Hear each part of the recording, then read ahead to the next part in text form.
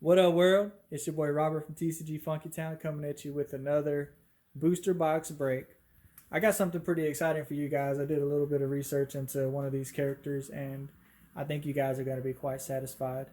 If you like the content, please like, share, and subscribe. Tell some friends, tell some family. I'm going to be dropping little cards here and there throughout the video that's going to be linked to my daily booster breaks. If you guys want an opportunity to get some free rares, please check out my daily booster breaks. I do them every single day. Sometimes not as much on the Sundays. I'll put them together. But if you guys want an opportunity to get some free rares, please show some love, comment on those. Also, if you would provide some feedback to let me know on some of the things that I could adjust and some of the things that may make it a little bit more entertaining for you guys, I would love to hear that feedback. But for now, let's get into it, boy! All right. Got some useful information for you guys today. Hopefully it's fun and entertaining. My favorite box. Zendikar Rising. This box right here is quite the spectacle. It has increased in value. I was going to do some numbers here, but I got a lot of information to share. So I'm not really going to focus on that too much. But I will go ahead and get to work. Bye-bye. Zendikar Rising. So today, I'm going to go ahead and bust these open because I like these. Actually, I'll do them partway through, but I'm going to go ahead and pull them out and put them to the side for now. So you guys can still see those throughout the video, and I will showcase what those are. So the two box toppers are non-foil, and from the Zendikar Rising cycle. So today we're going to talk about the Blood Chief. This box is freaking amazing. So Jana is a vampire blood chief of the House Calastria. While the other vampires were brought under the control of the Eldrazi, Jana led the resistance against them. They claimed victory over Kalidas and the Get to reclaim victory for the city of Malakir for a short period of time. With that being said, this story is the story of overcoming defeat, the battle with the Eldrazi. Jana is pretty awesome. I like her little story. Let's go ahead and put this right there. That way you can still see those guys. And nope, here. I'm gonna go put the rares and mythics here. Jana has a deep desire to continue the vampire lineage, so she's searching for way. What's up, Ashaya? Baby girl. She is. I might actually put all the commons and uncommons together. We'll see what happens. She's got a deep desire to continue the vampire lineage, so she's searching for ways to create new blood chiefs. Our story begins in Malakir on Zendikar with an invasion led by Kalidas and the Get. The Get family was the poorest and least powerful family of Malakir on Zendikar. The Get family was also given into the hands of the Eldrazi. The person who delivered them is presumed dead, which is Kalidas. Thousands of mortals had joined in. Thousands of mortals had joined the vampire rebellion against the Eldrazi, knowing that that was their only hope. They couldn't survive without the help of the vampires. I'm just going to put these all in one stack. Don't matter, it's a short box anyway, so. Oh, Akiri, Fearless Voyager. While traveling, strange happenings occurred. Flocks of birds fell from the sky, dead. No forces caused these deaths. They just stopped and died. As the population increases, the sleds pulled by the gnolls were no longer moving to go forward. They were just moving to get away from the Eldrazi and hopefully to escape death. Each day resulted in less places to go away. There were 6 sleds of warriors, small bands of vampire scouts and outriders, with a very limited amount combat ready.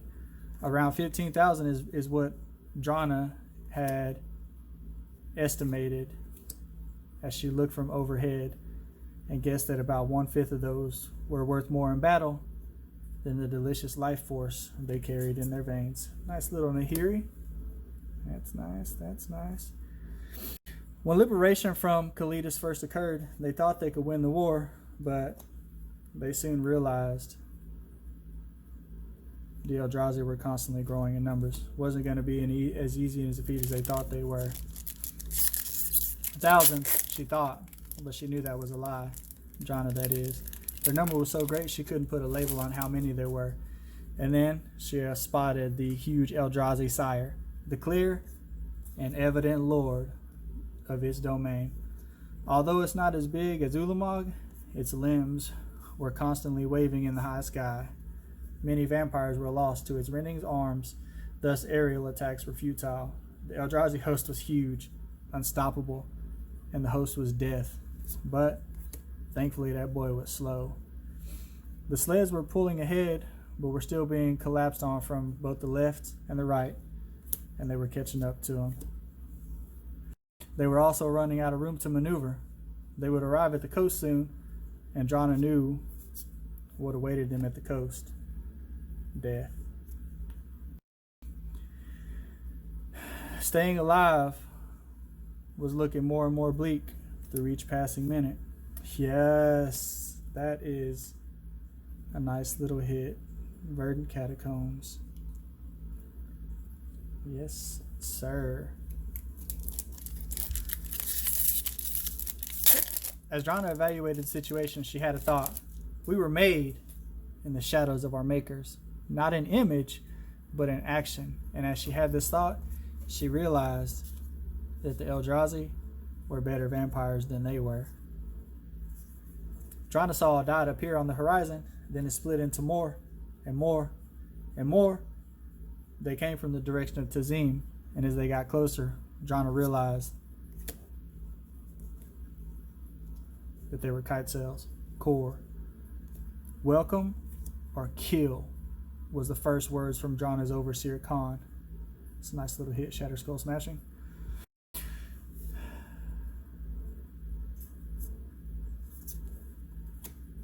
Yeah, this box right here is crazy.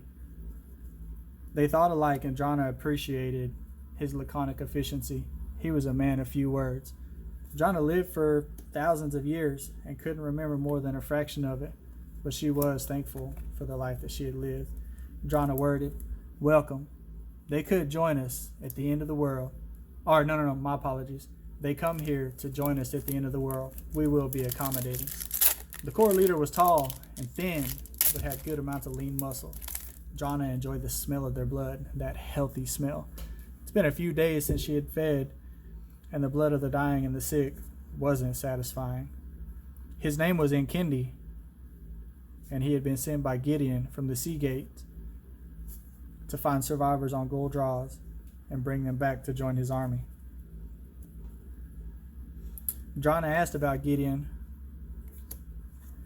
but when she discovered he was in the same situation as them, she really couldn't see anything special about him, and can't blame him. There's really nothing special about them and their situation right now either.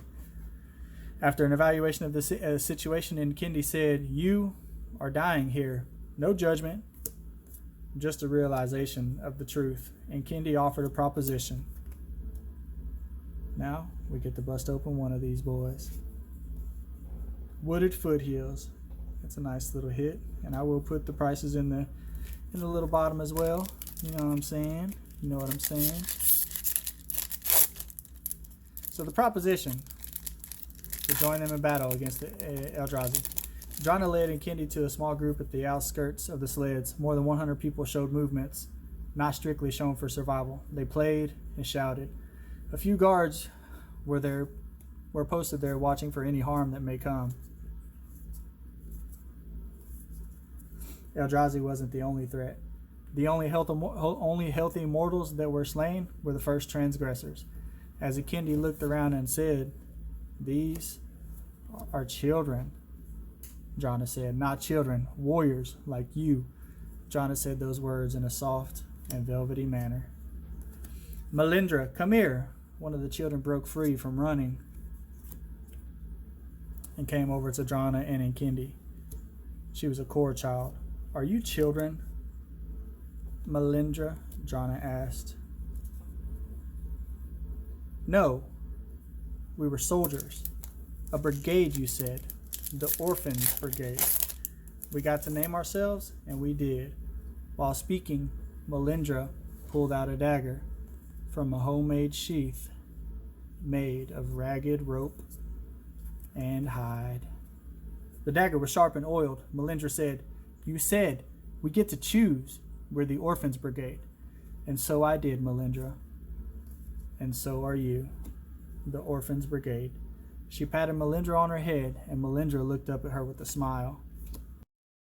And Kendi looked at the children, then looked at Jonna with tears in his eyes and anger in his heart. These are children, core children. Children, yes. Being a child sees no more protection. Nice little Morog, Fury of a Coon. Sees no more protection against death than being a parent. This is war, and wars are effective at killing children. Maybe that's the purpose. Jonna knew she had to be careful. She couldn't provoke Nkindi just yet. Except in this war, Nkindi against the Eldrazi, we're all children. Jonna and Nkindi had a choice to make. Jonna presented the offer. "Help me win my battle, and I'll help you win yours." She stuck out her hand in a manner that mortals do, while resisting the urge to bite his neck. He offered his hand in return. Melindra sheaths her dagger and extends her hand in the same way. And so, the battle preparations began. As the Eldrazi advanced, they sucked the energy from everything, even light itself. The battle plan? Straightforward. As time progressed, her army weakens. Strike now. This pack was not that good. Strike now. The only chance of resolution is now, and no matter the outcome, tomorrow's reality would be different than today's fear. Jonna knew that this could be her last day of existence. As she remembers part of her past, she could continue to remember it or let go of those memories. She chose to let go and move forward. She welcomed the prospect of clarity. Opportunities for clarity presented themselves. The large host came due east. The two smaller hosts converged on their locations from the north and the south. The bulk of her army was due to engage the large host, the Eldrazi Sire. The mortals, who were too irritable and quarrelsome to follow orders, were left to tend to the weak and dying. Her flyers, along with Nkindi and his 100 troops, are paramount for the success of this mission. The Eldrazi Sire is the main focus. They could kill all the other Eldrazi. Oh, yes. Nice. That is another delectable hit. The Eldrazi were a gruesome bunch. Zendikar itself rippled to rid itself of the foreign invaders, using the Royal to assist in the war. Life died wherever the Eldrazi touched. Matter disintegrated. The Eldrazi are the end of all things. A drone launched a barbed projectile at Jonna. She bit through it and caught the free appendage, using it as a weapon to decapitate another Eldrazi. Not known for their intelligence, the Eldrazi didn't know it was dead and mauled a mortal, sucking him in and eviscerating him in a single motion. Eldrazi don't recognize fear, only destruction. The only tactic is to kill him. Waves on waves on waves of Eldrazi came, breaking through the front lines, steadily advancing.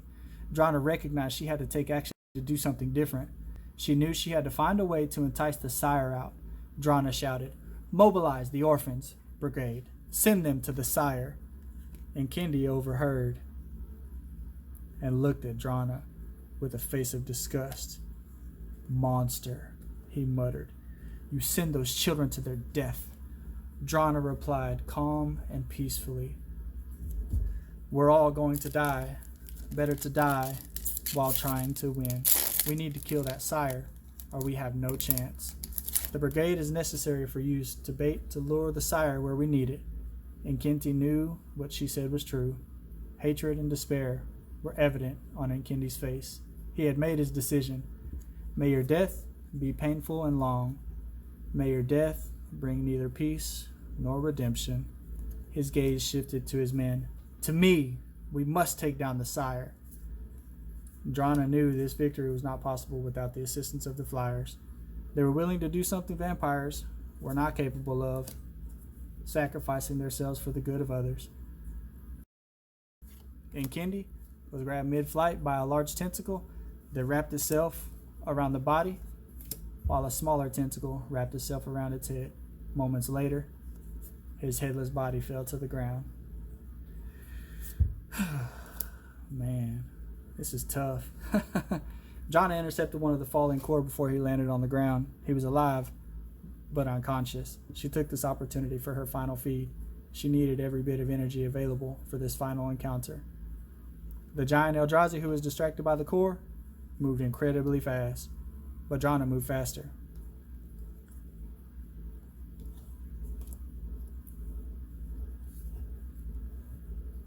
Nice. I need one of those for my rogues deck.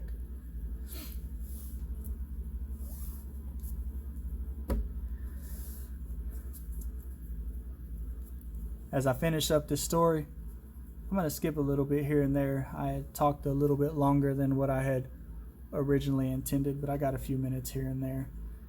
So let me go ahead and count these out real quick.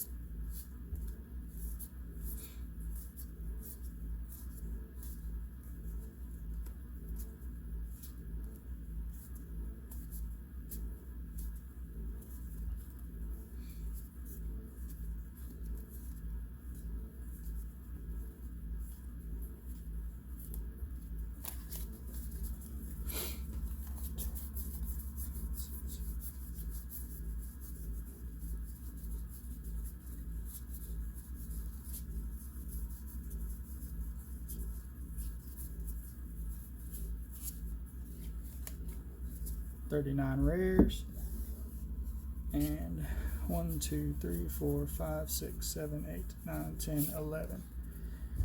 So 50 total. As you guys know, my plan is to have these go out to my Patreon supporters. I do sell these since I don't have any Patreon supporters at the moment. I am selling these to be able to buy more boxes to fund more. To fund and get more boxes, so that way I can continue to keep making content for you guys. But let's go ahead and finish out this story. So while the Eldrazi was distracted by the core, it still moved really fast, but Drana moved faster. She burst into its abdomen, puncturing its flesh, gelatin, and muscle into the very heart of this murderous creature. Drana cast a spell that allowed her to see more. Energy and patterns that were normally invisible were now visible to her. The energy was odd, though. A sickly, gross magenta tint. It was everywhere. She thought, I am the hunter, the predator, and everything is prey. It all belongs to me. She thrust her mouth into the beating heart of the sire and drank and drank and drank. She was finally receiving the clarity that she desired. The energy from the Eldrazi flowed into her, permeated into every starved pore in her body. Even though the Eldrazi had a massive hole in its chest, it was still upright, still killing, trampling, and moving forward on her people.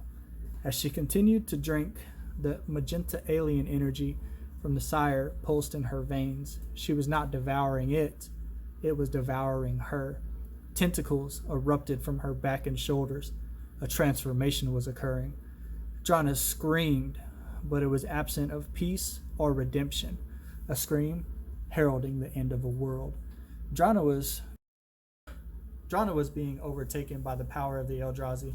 In a womb, Drana reformed herself. She drank in everything, every particle of the Eldrazi. She obliterated it, consumed it, and bathed in it. The empty meat around her exploded, leaving nothing but her, floating in space, watching the bloodbath around her. Even though the sire had been defeated, the Eldrazi victory was still imminent. Eldrazi energy coursed through her body. This is what it feels like to be a god, she thought. Armies can be destroyed. The sun is no longer a threat. I can do anything. Her vision was boosted tenfold. She could see every detail on every face. She saw the Orphans Brigade. Should she leave them all to go directly to Olamot and confront it, destroy it even? With so many options at her disposal, she realized her people were being destroyed. Should she save them? Should she really save the mortals? I belong to no one, she murmured at that moment. She saw Melindra run up to an Eldrazi spawn and stab it in the head. The spawn sputtered and shook, but coiled a tentacle in reactive tension. Drana saw the whiplash intended to decapitate its assailant. Melindra couldn't see the spawn's tentacle fixing to end her life. I belong to no one, she said again, but they belong to me. Drana screamed and released energy stored in her body. Rays of purple light flashed on the scene and struck her people, healing their wounds. They grew faster, stronger, and vulnerable. The tentacle struck Melindra in her shoulder, and the tentacle shattered. Melindra laughed and tore the head off of the Eldrazi, running to kill the next Eldrazi she saw. The Eldrazi were being pushed back, Eldrazi energy pouring out of her body into her people. Her people still needed more, and she supplied. Wounds were closing, sickness fled, and strength was restored.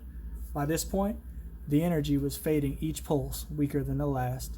Each pulse brought her closer to the ground. There were no more Eldrazi in sight. With that came exhaustion, and then she hit the ground. The mortals and vampires were victorious this day, but Drana knew the reason for this victory was unique, and she wouldn't risk battling any Eldrazi directly, anytime soon, or ever. Guys, I hope you enjoyed the little lore that I provided today. Once again, leave some comments. Please let me know what I can improve on. Hope you guys have a funky day.